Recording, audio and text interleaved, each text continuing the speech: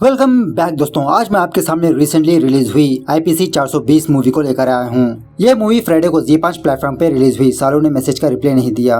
अगर मूवी के बारे में बात करें तो मूवी वर्थ वॉचेबल है, मस्ट वॉचेबल है। मूवी के एंड तक हम ऑडियंस कंफ्यूज में रह जाते हैं कि एक्चुअली स्टोरी में क्या चल रहा है। क्लाइमैक्स में जाकर इस मूवी का असली सस्पेंस हम ऑडियंस के सामने आता है। एक्चुअली ये मूवी ऑलमोस्ट कोर्ट में ही चलती रहती है। It's kind of court drama.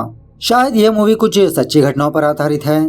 तो चलिए फटाफट से मैं आपको इस मूवी की कहानी सुना देता हूँ। उससे पहले अगर आप मेरे चैनल पर नए हैं तो अपना प्यार दिखाइए, अगर पुराने हैं तो और प्यार लुटाइए। Follow Instagram. मूवी की शुरुआत होती है जून 2015, जहाँ पर एक बंदे का इंट्रोडक्शन होता है और उसका नाम है बंसी केसवानी, जो एक CA है, मतलब चार्टेड अकाउंटेंट। और बंसी फिलहाल संदेश भोसले नाम के एक ऑफिसर के पास एज ए CA की तरह काम करते रहता है। उसी तरह संदेश एक गवर्नमेंट ऑफिसर होता है। बंसी अपना काम खत्म करके अपने घर जाने लगता है। बंसी जाने के बाद कुछ लोग संदेश के ऑफिस आते हैं। अब बंसी की पर्सनल लाइफ के बारे में बात करें तो बंसी की वाइफ का नाम होता है पूजा। उसी तरह इन दोनों का एक बेटा होता है। जब बंसी अपने घर आता है तो पूजा बंसी को कुछ बैंक के EMI के पेपर्स दिखाने लगती है। मतलब बंसी और उसकी फैमिली इस घर का EMI पे कर रहे हैं। काफी महीनों से ये EMI पेंडिंग है। तभी थोड़ी देर पर वहाँ पर कुछ CBI ऑफिसर्स आते हैं और उनके पास बंसी के घर की तलाशी का सर्च वारंट होता है। घर में आने के बाद वो सारे लोग बंसी के घर की बहुत खूब से तलाशी लेने लगते हैं। बेचारे बंसी और उसकी वाइफ को कुछ भी समझ में नहीं आता कि ये लोग यहाँ पर क्यों आए हैं और किस चीज की तलाशी ले रहे हैं। थोड़ी देर सर्चिंग करने के बाद इन ऑफिसर्स को बंसी के घर में कुछ भी नहीं मिलता। उसके बाद वो ऑफिसर्स बंसी को एक हायर ऑफिसर के पास ले जाते हैं। वो ऑफिसर बंसी से सवाल करने लगता है, क्या आप जानते हो संदेश अब फिलहाल कहाँ पर है? ऐसा सवाल करते हुए वो ऑफिसर बंसी को एक न्यूज दिखाता है और इस न्यूज को देखने के बाद बंसी को ये बात पता चलती है कि संदेश को CBI ने गिरफ्तार कर लिया, और वो भी फ्लाईओवर के एक स्कैम में। संदेश भोसले ने 1200 करोड़ का स्कैम किया और वो पैसे कहाँ पर है CBI ऑफिसर्स को नहीं पता। यह सुनने के बाद बंसी उस ऑफिसर से कहने लगता है, देखिए सर, मैं संदेश जी का पर्सनल CA नहीं हूँ, उनका CA कोई और है। मैं सिर्फ उनके घर वालों का IT रिटर्न्स देखता हूँ, उनकी वाइफ का, उनके बच्चों का, उनके माँ बाप का। इस स्कैम का और मेरा कोई लेना देना नहीं है। उसके बाद उन ऑफिसर्स में से एक ऑफिसर बंसी के बैंक स्टेटमेंट्स दिखाने के लिए कहता है। सो बंसी वही का लैपटॉप यूज करते हुए उस CBI ऑफिसर को अपने सारी फैमिली मेंबर्स का बैंक स्टेटमेंट दिखाने लगता है। थोड़ी देर बाद वो ऑफिसर हायर ऑफिसर के पास आकर कहने लगता है, सर बंसी के सारे बैंक स्टेटमेंट्स क्लियर है। यह सुनने के बाद वो हायर ऑफिसर कहने लगता है, अच्छा ठीक है, तुम उसे जाने दो, लेकिन उस पर नजर रखना। उसके बाद बंसी और उसकी फैमिली उस ऑफिस से अपने घर वापस चले जाते हैं। सीन भीड़ से 2 महीने बाद शिफ्ट होता है 19 अगस्त 2015, जहाँ पर एक बिल्डर का इंट्रोडक्शन होता है और उसका नाम है नीरज सिन्हा। नीरज अपने चेकबुक में से एक चेक फाड़ के इंजीनियर को देता है। मतलब वहाँ पर कुछ कंस्ट्रक्शन वगैरह का काम चलता रहता है ना, पैसों की जरूरत पड़ती है। जब नीरज अपने ऑफिस आता है तो बंसी नीरज से मिलने के लिए उसके ऑफिस आता है। एक्चुअली यहाँ पर बात यह है कि बंसी नीरज का भी CA है। इसी बातों के दरमियान नीरज को इम्पोर्टेंट कॉल आता है। कॉल में बात करने के लिए नीरज अपने ऑफिस से बाहर जाता है और जब तक नीरज वापस अपने कैबिन में आता है बंसी अपना काम कर चुका होता है। वो वहाँ से चला जाता है। थोड़ी देर के बाद नीरज के पास इसकी सेक्रेटरी आती है एक चेक मांगने के लिए। तो नीरज उसी तरह से अपनी चेकबुक निकालता है। तभी नीरज ये ऑब्जर्व करता है कि इसके चेकबुक में से 3 चेक्स गायब है। मतलब 791, 792, 793 गायब है। नीरज सोचने लगता है कि इसने तो इन चेक्स को नहीं लिखा। नीरज अपने सेक्रेटरी से कहने लगता है कि फौरन तुम बैंक को कॉल करके मेरा ट्रांजैक्शन रुकवाओ। इस तरफ बंसी एक बैंक आता है पैसे निकलवाने के लिए, लेकिन उस वक्त बैंक क्लोज हो चुकी होती है। वहाँ से बंसी अपने ऑफिस आता है। बंसी के ऑफिस में इसका एक और असिस्टेंट होता है जिसका नाम होता है सुरेश। बंसी सुरेश से कहने लगता है कि मैं कुछ दिनों के लिए मुंबई से बाहर जा रहा हूँ, यहाँ का काम तुम ही संभाल लो। इस तरफ नीरज अपने ऑफिस में पुलिस वालों को बुलाता है। उस इंस्पेक्टर को अपनी सारी बात बताने लगता है कि इसके चेकबुक से 3 चेक्स गायब है। पुलिस वाले उस ऑफिस की हर एक एम्प्लॉय की तलाशी लेने लगते हैं, लेकिन किसी के पास भी वो चेक नहीं मिलता। उसके बाद जब वो इंस्पेक्टर एग्जिट और एंट्री का रजिस्टर चेक करने लगता है तो वहाँ पर बंसी का नाम लिखा होता है। वो इंस्पेक्टर इसके बारे में नीरज से सवाल करने लगता है। नीरज बताने लगता है कि बंसी मेरे CA है, थोड़ी देर पहले यहाँ पर आए थे और वो चले गए। उसके बाद वो पुलिस वाले फौरन बंसी के ऑफिस आते हैं और बिना पूछे बंसी के ऑफिस की तलाशी लेने लगते हैं। उस ऑफिस में सर्च करने के बाद फाइनली पुलिस वालों को 3 चेक मिल जाते हैं जो किसी फाइल के अंदर होते हैं। इन चेक्स को देखकर बंसी खुद शॉक में रह जाता है कि ये चेक्स इसके ऑफिस में क्या कर रहे हैं। उसके बाद पुलिस वाले बंसी को गिरफ्तार कर लेते हैं, पुलिस स्टेशन ले जाते हैं। थोड़ी देर के बाद पूजा एक लॉयर के साथ पुलिस स्टेशन आती है बंसी की बेल करवाने के लिए, लेकिन कोर्ट बंसी को बेल देने से मना कर देता है और कुछ दिनों बाद बंसी को कोर्ट में हाजिर करना है। इसके लिए बंसी पूजा को एक लॉयर से जा मिलने के लिए कहता है। उसके बाद बंसी का लॉयर का इंट्रोडक्शन होता है और उसका नाम है बीरबल। उसके बाद बंसी को कोर्ट में हाजिर किया जाता है और इस केस का पीपी है जमशेद। और भाई साहब सच में पूरे मूवी में इस बंदे की एक्टिंग गजब लगी मुझे। मतलब एक अलग ही किस्म का मैनरिज्म मेंटेन किया है इस भाई साहब ने, काबिल तारीफ है सच्ची में। उसके बाद जमशेद जज के सामने इस केस का समरी रखता है कि बंसी एक सीए है और ये नीरज के पास काम करते हैं। मौका देकर बंसी ने नीरज के चेकबुक से 3 चेक्स चुरा लिया है। तलाशी लेने पर पुलिस वालों को इन तीनों चेक्स बंसी के ऑफिस में पाए गए। उसके बाद नीरज को कटघरे में बुलाकर बंसी के बारे में सवाल करने लगता है। नीरज कहने लगता है कि बंसी पिछले 10 सालों से इसी के पास काम करता है और एक्चुअली कैश विड्रॉ करने के लिए हमेशा बंसी ही बैंक आते जाते रहते हैं। बैंक में काफी सारे लोग बंसी को ही अच्छी तरह से जानते हैं। बिना नीरज के परमिशन से बैंक वाले बंसी को बल्क अमाउंट भी देते हैं। उसके बाद जमशेद हैंड राइटिंग एक्सपर्ट को कटघरे में बुलाता है और इससे सवाल करने लगता है क्या उन 3 चेक्स में जो सिग्नेचर्स है वो सिग्नेचर्स नीरज के हैं। तो इस बंदे ने ऑलरेडी एग्जामिन कर चुका होता है। वो जज साहब से कहने लगता है नहीं जज साहब, वो तीनों चेक्स में जो हैंड राइटिंग है वो नीरज के नहीं है। उसके बाद जमशेद जज साहब को बंसी की फैमिली की 3 टिकट दिखाते हुए कहने लगता है कि इन तीनों चेक्स को चोरी करके बंसी और उसकी फैमिली शहर छोड़ के भागने वाले थे। ये है फ्लाइट के टिकट्स। जज यही बात बंसी से सवाल करने लगता है। बंसी कोर्ट को बताने लगता है कि बंसी की फैमिली वेकेशन पे जाने वाले थे। यह सुनने के बाद जमशेद जज साहब से कहने लगता है ये देखिए जज साहब, ये कंगाल आदमी वेकेशन पे कैसे जा सकता है। उसके बाद जमशेद जज को 2 महीने पहले का न्यूज़ बताने लगता है कि 2 महीने पहले सीबीआई ने संदेश भोसले को गिरफ्तार किया था एक फ्लाईओवर स्कैम के केस में और उस वक्त भी बंसी ही संदेश का सीए था। तभी बीरबल उठ कर कहने लगता है जज साहब, उस बात का और इस केस का क्या लेना देना। जमशेद कहने लगता है कि जज साहब, मैं बस यही कहना चाहता हूँ कि बंसी गोलमाल करने में माहिर है। बीरबल जज से रिक्वेस्ट करने लगता है कि उन तीनों चेक्स को फॉरेंसिक एग्जामिनेशन के लिए भेजे। तो जज उसी तरह से परमिशन दे देता है। कोर्ट खत्म होने के बाद बीरबल और उसके असिस्टेंट इन तीनों चेक्स को डीपली ऑब्जर्व करने लगते हैं। इन तीनों चेक्स को देखने के बाद बीरबल को ये बात पता चलती है कि उन तीनों चेक्स में एक किस्म का फोल्डिंग है। जैसा लगता हो कि उन तीनों चेक्स को बहुत देर तक फोल्ड करके रखा हो। दूसरे दिन बीरबल अपनी एक पुलिस वाली फ्रेंड से मिलने के लिए जाता है जिसका नाम है मनाली, और बीरबल मनाली को बंसी की फैमिली के बारे में बताते हुए उनके बारे में जितना हो सके उतना इन्फॉर्मेशन गैदर करने के लिए कहता है। एक्चुअली बीरबल को जब कभी भी किसी इन्फॉर्मेशन निकलवानी होती है यह मनाली के पास आता है। मनाली को कुछ पैसे देकर इन्फॉर्मेशन हासिल कर लेता है। घर आने के बाद बीरबल का फादर बीरबल को डांटने लगता है, क्या तुम्हारा दिमाग सटक गया है? जितनी फीस तुम ले रहे हो उससे भी ज्यादा तुम पुलिस वालों पर खर्चा कर रहे हो। बीरबल कहने लगता है, अरे पापा, इसी को कहते हैं इन्वेस्टमेंट। हमारे फील्ड में ये बहुत जरूरी है, आप नहीं जानते, छोड़िए। खैर, जब कोर्ट में सुनवाई होती है फॉरेंसिक एक्सपर्ट को कटघरे में बुलाते हैं और इस बंदे का कहना ये होता है कि उन तीनों चेक्स में किसी के भी फिंगरप्रिंट्स नहीं पाए गए। बीरबल कहने लगता है, जज साहब, क्या आपको ये अजीब नहीं लग रहा? उन तीनों चेक्स में या तो नीरज के फिंगरप्रिंट्स होना चाहिए या तो फिर बंसी के, लेकिन किसी के भी फिंगरप्रिंट्स नहीं है। तभी जमशेद कहने लगता है, अरे जज साहब, इसका तो सिंपल आंसर है, केस को भटकाने के लिए बंसी ने रुमाल का यूज किया होगा। खास के बाद बीरबल इस फॉरेंसिक एक्सपर्ट को नीरज की चेकबुक देकर एग्जामिनेशन करने के लिए कहता है और इस चेकबुक को एग्जामिनेशन करने के बाद ये बात पता चलती है कि वो तीनों चेक्स चेकबुक में रहते हुए लिखे गए हैं और उसके शाडोस मतलब उसके मार्क्स नीचे वाले चेक पेपर पर है। यह सुनने के बाद बीरबल कहने लगता है, बंसी को ऐसी क्या जरूरत पड़ी कि उन तीनों चेक्स को चेकबुक में रख कर लिखे, और चेकबुक तो नीरज के पास होती है। जमशेद नीरज को कटघरे में बुलाता है और उस दिन का इंसिडेंट बताने के लिए कहता है कि उस दिन बंसी नीरज के ऑफिस आया था कुछ काम से। इसी दरमियान में नीरज को कॉल आ गया। वो कॉल में बात करने के लिए अपने ऑफिस से बाहर गया। कॉल में बात करने के बाद नीरज को वहीं पर एक जान पहचान की लड़की दिखती है। वो उससे बात करने लगता है और जब तक नीरज वापस अपने ऑफिस आता तब तक तकरीबन 15 मिनट तो हो चुके होंगे। जमशेद कहने लगता है कि जज साहब, 15 मिनट काफी है उन तीनों चेक्स को लिखने के लिए। बंसी ने चेकबुक निकाला, चेक्स को लिखा, उन चेक्स को फाड़ा, दोबारा उस चेकबुक को नीरज के डेस्क में रख दिया।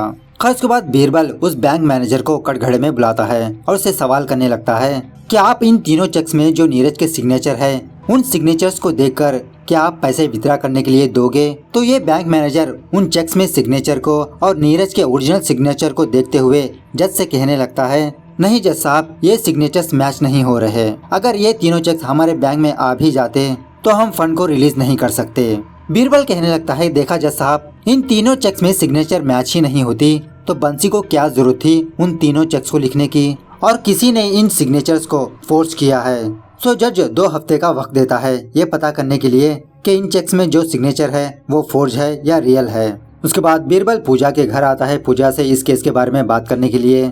इसी दरमियान में तभी वहाँ पर एक टिफिन डिब्बे वाला आता है पूजा से पैसे लेने के लिए, और इस डिब्बे वाले को भी पूजा ने बहुत दिनों से पगार नहीं दिया, पेंडिंग है। ये टिफिन डिब्बे वाला बंदा पूजा से झगड़ने लगता है। खर्च के बाद मनाली बीरबल को किसी जगह पर मिलने के लिए बुलाती है और बीरबल को कुछ जबरदस्त फैक्ट बताने लगती है कि हर वक्त सीबीआई की नजर बंसी के हर एक फैमिली मेंबर पर है। बंसी कहाँ पर आता है जाता है, और इसी तरह एक और जबरदस्त फैक्ट ये है कि वो टिफिन डिब्बे वाला जिसका नाम है गुलाब बंसी और नीरज के लिए टिफिन देने का काम करता है। कुछ दिनों पहले इसके ऊपर चोरी का इल्जाम भी था। उसके बाद बीरबल पूजा को लेकर बंसी के ऑफिस आता है और सुरेश से सवाल करने लगता है कि गुलाब लंच बॉक्स को कहां पर रखता था। ये जानने के बाद वहां से बीरबल अपने एक टेक्निकल फ्रेंड के पास आता है जो हैकिंग वैकिंग का काम जानता है और इस बंदे से एक हेल्प मांगता है। उसके बाद कोर्ट में सुनवाई होने से पहले बीरबल जज के पास जाकर कहने लगता है कि जज साहब, मुझे ऐसा लगता है कि उन तीनों चेक्स को रखने वाला एक थर्ड पार्टी है और वो थर्ड पार्टी मेरे हिसाब से गुलाब है जो बंसी और नीरज के लिए टिफिन देने का काम करता है। मैं रिक्वेस्ट करना चाहता हूँ कि गुलाब को कोर्ट में पेश किया जाए। तो पुलिस वाले उसी तरह से गुलाब के पास जाते हैं, कोर्ट का नोटिस देते हैं कि गुलाब को कोर्ट में हाजिर होना है। जब कोर्ट में हियरिंग होती है बीरबल गुलाब को कटघरे में बुलाकर पूछने लगता है, गुलाब क्या तुम जानते हो बंसी के ऑफिस में सीसीटीवी कैमरा फिट है? यह सुनने के बाद गुलाब थोड़ा घबराने लगता है। उसके बाद बीरबल एक लैपटॉप लाकर बंसी की सीसीटीवी फुटेज को प्ले करने लगता है। थोड़ी देर प्ले करने के बाद बीरबल उस वीडियो को स्टॉप कर देता है और गुलाब से पूछने लगता है, गुलाब, मैं आगे की वीडियो प्ले करने से पहले तुमसे ये सवाल करना चाहता हूँ कि तुमने उस दिन बंसी के टेबल पर क्या रखा? बार बार सवाल करने के बाद गुलाब जज से कहने लगता है कि जज साहब, प्लीज मुझे माफ कर दीजिए, मैं एक गरीब आदमी हूँ, मैं लालच में आकर ये काम किया। तभी जमशेद जज साहब से कहने लगता है, जज साहब, पहले हम वीडियो को देख लेते हैं, मुझे लग रहा है कि ये वीडियो क्लिप फेक है। फाइनली जब उस वीडियो क्लिप को प्ले किया जाता है तो उस वीडियो क्लिप में कुछ भी नहीं होता, और उसी तरह इस वीडियो क्लिप के ऊपर साइड में फॉन्ट कुछ अलग है। मतलब रियल सीसीटीवी फुटेज के फॉन्ट्स अलग होते हैं और इस वीडियो में अलग है कि जैसा लगता हो कि किसी ने जानबूझ के इस वीडियो को शूट किया हो। ऑफ कोर्स वो काम करने वाला बीरबल ही था, गुलाब से सच उगलवाने के लिए। बीरबल जज साहब से यही कहने लगता है कि जज साहब, प्लीज मुझे थोड़ा मौका दीजिए, मैं गुलाब से कुछ और सवालात करना चाहता हूँ। गुलाब ने एडमिट किया है कि इसने लालच में आकर कुछ किया है। जज फौरन बीरबल को रोक देता है और उससे कहने लगता है कि तुम झूठे सबूत को कोर्ट में पेश नहीं कर सकते, और बीरबल को बार काउंसिल फेस करने के लिए कहता है। बीरबल बार काउंसिल के पास जाकर पुराने केसेस के कुछ एग्जाम्पल्स दिखाने लगता है कि पहले भी कुछ केसेस में सच उगलवाने के लिए झूठे सबूतों को पेश किया जाता है। ये देखने के बाद बार काउंसिल बीरबल को वार्निंग देते हुए कहने लगती है कि तुम तो अभी यंग हो, तुमको लेस एक्सपीरियंस है, इसीलिए इस बार हम तुमको छोड़ रहे हैं, अगली बार ये गलती मत करना। अगर तुम ऐसा करना चाहते हो तो पहले जज को इन्फॉर्म करना होगा। मनाली बीरबल से कहने लगती है कि गुलाब अंडरग्राउंड हो चुका है, वो कहीं भी नहीं दिख रहा। इस तरह पूजा टिप टॉप से रेडी होकर नीरज के घर जाती है। दूसरे दिन जमशेद जज के पास आकर ये परमिशन लेता है कि बंसी की घर की तलाशी लेनी चाहिए, शायद ऐसे और सबूत मिले। जज परमिशन देने पर कुछ पुलिस वाले बंसी के घर जाते हैं, बंसी की घर की तलाशी लेने लगते हैं। इसी तलाशी के दौरान पुलिस वालों को कुछ प्रॉपर्टी पेपर्स मिलते हैं और इन डॉक्यूमेंट्स पर नीरज सिन्हा का नाम लिखा होता है। उसके बाद क्या था, दूसरे दिन जमशेद इन सारे प्रॉपर्टी पेपर्स को कोर्ट के सामने पेश करता है और जज से कहने लगता है, देखा जज साहब आपने कि बंसी ने नीरज सिन्हा के डॉक्यूमेंट्स भी चुरा चुका है। बीरबल कहने लगता है, अरे जज साहब, बंसी को इसकी क्या जरूरत है, ऑलरेडी उन डॉक्यूमेंट्स में नीरज का नाम लिखा है, वो सारे प्रॉपर्टीज नीरज के हैं। जमशेद कहने लगता है, फोर्जरी करने के लिए जज साहब, जैसा इसने उन तीनों चेक्स में किया था। जज बंसी और पूजा को कटघरे में बुलाकर यही सवाल पूछने लगता है कि नीरज के प्रॉपर्टी पेपर्स इनके घर में क्या कर रहे हैं। इन दोनों का जवाब एक ही होता है कि इनको नहीं पता। कोर्ट खत्म होने के बाद मनाली बीरबल को किसी जगह पर मिलने के लिए बुलाती है और बीरबल को एक सीसीटीवी फुटेज दिखाती है। इसे देखकर बीरबल के तो होश ही उड़ जाते हैं। जब कोर्ट में हियरिंग होती है, बीरबल इस सीसीटीवी फुटेज को कोर्ट के सामने पेश करता है और इस फुटेज में ये होता है कि कुछ दिनों पहले पूजा ने टिप टॉप से रेडी होकर नीरज के घर गई थी। बीरबल यही सवाल नीरज से करने लगता है कि पूजा आपके घर क्यों आई थी। नीरज कहने लगता है कि वो अपने आप को ऑफर करने के लिए बंसी की रिहाई के बदले। यह सुनने के बाद पूजा कहने लगती है, नहीं, नीरज झूठ बोल रहा है। और यहाँ पर एक और बात है कि उस दिन पूजा ने 2 बार नीरज के घर गई थी। उसकी भी वीडियो क्लिप बीरबल के पास होती है। बीरबल दोबारा यही सवाल नीरज से करने लगता है कि दूसरी बार पूजा आपके घर क्यों आई थी। तो नीरज का यही जवाब होता है कि वो अपने आप को मेरे सामने ऑफर करने के लिए आई थी। जब बीरबल यही सवाल पूजा से करने लगता है तो पूजा जज को बताने लगती है कि इसके पति बंसी ने नीरज को कुछ लोन दिया था। नीरज ने कॉल करके पूजा को अपने घर बुलाया और पूजा के सामने ये डील रखा कि अगर बंसी ने इसका लोन माफ कर दे तो नीरज इस केस को विथड्रॉ कर लेगा। ये सुनने के बाद जमशेद कहने लगता है कि जज साहब, ये कैसे पॉसिबल हो सकता है कि एक कंगाल आदमी एक बहुत बड़े बिल्डर को पैसे लोन पे दे सकता है। खैर, कोर्ट का टाइम खत्म होने के बाद पूजा बीरबल को डांटने लगती है कि तुमने मुझे इसके बारे में इन्फॉर्म क्यों नहीं किया। मैं कोर्ट के सामने एम्बैरेस हो गई। बीरबल बंसी को समझाने लगता है कि सर, मैंने जो कुछ भी किया आपको बेल दिलवाने के लिए किया। उसके बाद पूजा बंसी से मिलने के लिए जेल आती है और बंसी से यही कहने लगती है कि हम इस बीरबल नाम के लॉयर को निकाल देंगे, हम दूसरे लॉयर को हायर कर लेंगे। लेकिन बंसी कहने लगता है, रुको, जल्दबाजी मत करो, वो तो बस हमारी हेल्प कर रहा है। थोड़ी देर के बाद बीरबल बंसी के पास आता है और उसे ये सवाल करने लगता है, क्या नीरज जानते थे कि आप मुंबई से बाहर जाने वाले थे वेकेशन पे। बंसी कहने लगता है, हाँ। उसके बाद बीरबल का वो टेक्निकल दोस्त बीरबल को कुछ जबरदस्त डॉक्यूमेंट सेंड करता है और इन डॉक्यूमेंट्स को देखकर बीरबल को ये बात पता चलती है कि बंसी और पूजा का स्विस बैंक में अकाउंट है और उस बैंक में इन दोनों का काफी सारा पैसा है, काफी सारी प्रॉपर्टी है। और इसी के साथ साथ बीरबल को संदेश भोसले के बारे में भी पता चलता है। जब कोर्ट में सुनवाई होती है, बीरबल जज के सामने रियल कहानी को पेश करता है कि जज साहब, उन तीनों चेक्स में झूठी सिग्नेचर करने वाला और कोई नहीं, खुद नीरज सिन्हा है। नीरज ने पहले से ही इन तीनों चेक्स को तैयार करके रख चुका था और इन तीनों चेक्स पर फिंगरप्रिंट्स ना हो, ये ग्लव्स का यूज किया। उसके बाद नीरज उस डिब्बे वाले बंदे गुलाब को बुलाकर ये कहा कि मौका देकर इन तीनों चेक्स को बंसी के ऑफिस में रख दे। गुलाब उन तीनों चेक्स को बहुत दिनों तक अपनी जेब में फोल्ड करके रखा और गुलाब सही मौके का इंतजार करता रहा कि कब गुलाब इन तीनों चेक्स को बंसी के ऑफिस में रखे, लेकिन गुलाब से हो नहीं रहा था। इसी दरमियान में 18 अगस्त को बंसी और नीरज ये दोनों किसी जगह पर मीटिंग के लिए गए। मीटिंग के दौरान नीरज उस ऑफिस से बाहर आकर गुलाब को कॉल किया, ये बताने के लिए कि बंसी इसके साथ है, फौरन ये अपना काम कर दे। हालांकि नीरज एक बहुत बड़े बिल्डर है, नीरज को क्या जरूरत थी एक डिब्बे वालों को फोन करने की। खैर, मौका देखकर गुलाब उन तीनों चेक्स को बंसी के ऑफिस के किसी फाइल में रख दिया और दूसरे दिन मतलब 19 अगस्त को नीरज ने एक छोटे से काम के लिए बंसी को अपने ऑफिस बुलाया, जस्ट ये रिकॉर्ड क्रिएट करने के लिए कि बंसी इसके ऑफिस आया है। हालांकि वो तीनों चेक्स एक दिन पहले बंसी के ऑफिस में प्लान किए गए थे। जमशेद सवाल करने लगता है, अरे जज साहब, नीरज ऐसा क्यों कर सकते हैं, what is the motive. Birbal कहने लगता है कि जज साहब, जैसा पहले पूजा मैडम ने कहा कि बंसी ने नीरज को कुछ पैसे लोन पे दिया था, उन पैसों को माफ करवाने के लिए नीरज ने बंसी पर झूठा चोरी का इल्जाम डाला। बंसी और पूजा से डील करने लगा। खैर, कोर्ट खत्म होने के बाद दूसरे दिन बीरबल जमशेद के पास जाता है और जमशेद को वो सारे डॉक्यूमेंट्स दिखाने लगता है। एक्चुअली 2 महीने पहले संदेश के केस में जमशेद ही पीपी था। सीबीआई को उन 12 करोड़ के बारे में कुछ ना इन्फॉर्मेशन होने की वजह से वो केस अभी भी पेंडिंग में है। सो उसके रिलेटेड कुछ डॉक्यूमेंट्स जमशेद को आके देता है और बदले में बीरबल जमशेद से एक और डील करता है। वो डील क्या है आपको एंड में जाके पता चलेगा।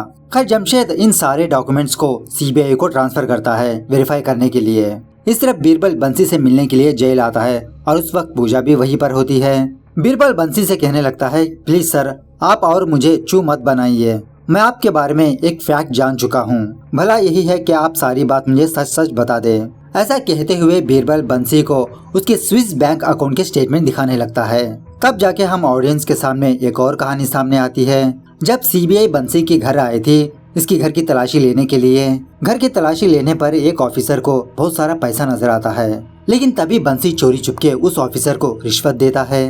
वो ऑफिसर अपने आदमियों को लेकर वहाँ से चला जाता है और 2 महीने पहले हायर ऑफिसर ने उस बंदे से कहा था कि तुम बंसी के बैंक स्टेटमेंट्स चेक करो। तो उस बंदे ने अपने हायर ऑफिसर को झूठी रिपोर्ट दे दी। खैर अब मामला ये है कि संदेश ने एक प्रोजेक्ट में 1200 करोड़ हड़प लिया और इन 1200 करोड़ लेकर एक बिजनेस स्टार्ट किया और ये बिजनेस ये है कि ये बिजनेसमैन को बिजनेस लोन देगा। संदेश पर शक न हो इसीलिए संदेश ने इन सारे पैसों को बंसी के नाम कर दिया, उसके स्विस अकाउंट में ट्रांसफर कर दिया। उसके बाद सीबीआई ने संदेश को गिरफ्तार कर लिया। वो सारा पैसा बंसी के पास ही रह गया। एक दिन नीरज को कुछ पैसों की जरूरत पड़ी क्योंकि नीरज पहले से ही कर्जे में डूबा हुआ था। बंसी ने नीरज को 100 करोड़ लोन पे दिया और बदले में नीरज ने अपनी 5 प्रॉपर्टीज बंसी को दे दी एज ए श्योरिटी के तौर पर। और जब नीरज पूरी तरह से कंगाल हो गया, नीरज बंसी से कहा, प्लीज आप ये 100 करोड़ भूल जाइए और मुझे मेरे प्रॉपर्टी पेपर्स वापस ला के दीजिए। उन पैसों के बारे में कौन पूछेगा, संदेश तो फिलहाल जेल में सड़ रहा है। लेकिन बंसी इसके लिए राजी नहीं हुआ था और अपने प्रॉपर्टी पेपर्स हासिल करने के लिए नीरज ने बंसी पर ये चोरी का इल्जाम डाला। एक दिन पूजा ने खुद नीरज के पास गई, इस केस को विथड्रॉ करने के लिए कहा। नीरज ने पूजा से कहा कि अगर वो मेरे प्रॉपर्टी पेपर्स मुझे वापस कर दे तो मैं इस केस को विथड्रॉ कर लूंगा। सो पूजा ने नीरज की एक प्रॉपर्टी पेपर्स ला के दिया और दोबारा नीरज से रिक्वेस्ट करने लगी, लेकिन नीरज नहीं माना। नीरज एक ही साथ अपने 5 प्रॉपर्टीज को लेना चाहता है। उसके बाद फाइनली बंसी और पूजा ये दोनों बीरबल से इसका सॉल्यूशन पूछने लगते हैं क्योंकि ये दोनों इस 1200 करोड़ के बारे में कोर्ट के सामने तो नहीं बात कर सकते। बीरबल बंसी से कहने लगता है कि आप बस कोर्ट में ये एक्सेप्ट कर लीजिए कि आपने नीरज को कुछ पैसे लोन दिया था, बाकी का मैं संभाल लूंगा। जब कोर्ट में सुनवाई होती है, बंसी यही बात कोर्ट को बताने लगता है कि बंसी ने कुछ पैसे नीरज को उधार पे दिया था। जज बीरबल से सवाल करने लगता है, लेकिन मुझे यहाँ पर यह बात समझ में नहीं आती कि एक कंगाल आदमी नीरज को पैसे कैसे दे सकता है। बीरबल बहुत ही इंटेलिजेंट तरीके से जज से कहने लगता है, जज साहब वो तो अलग केस हुआ ना, ये केस है 3 चेक्स को लेकर, उस पर हम फोकस करेंगे। उसके बाद फाइनली जज जमशेद से सवाल करने लगता है। अब जमशेद को ऑलरेडी कुछ सबूत मिल चुके हैं। वो कोर्ट के सामने एक्सेप्ट कर लेता है कि बीरबल ने जो सबूत कोर्ट के सामने पेश किया वो सब 100% जेन्युइन है। मतलब बंसी ने नीरज के उन तीनों चेक्स को चुराए नहीं है, नीरज ने खुद बंसी को फंसाया। उसके बाद क्या था, जज बंसी को बेल दे देता है। बंसी जेल से रिहा हो जाता है, अपने घर आकर पार्टी शार्टी करने लगते हैं। तभी वहाँ पर दोबारा बंसी के घर सीबीआई ऑफिस आती है इसकी घर की तलाशी लेने के लिए। फाइनली डायरेक्टर भाई साहब इसकी बात की स्टोरी बताते हैं कि जब सीबीआई ने इन सारे पैसों को जब्त कर लिया, बंसी केसवानी संदेश भोसले के अगेंस्ट हो गया। संदेश भोसले को पनिशमेंट मिली। इस तरह से ये मूवी यहाँ पर दी एंड होती है। तो मूवी कैसे लगी कमेंट करके बताना जरूर। मिलते हैं अगली वीडियो में, तब तक take care, bye bye, see you soon.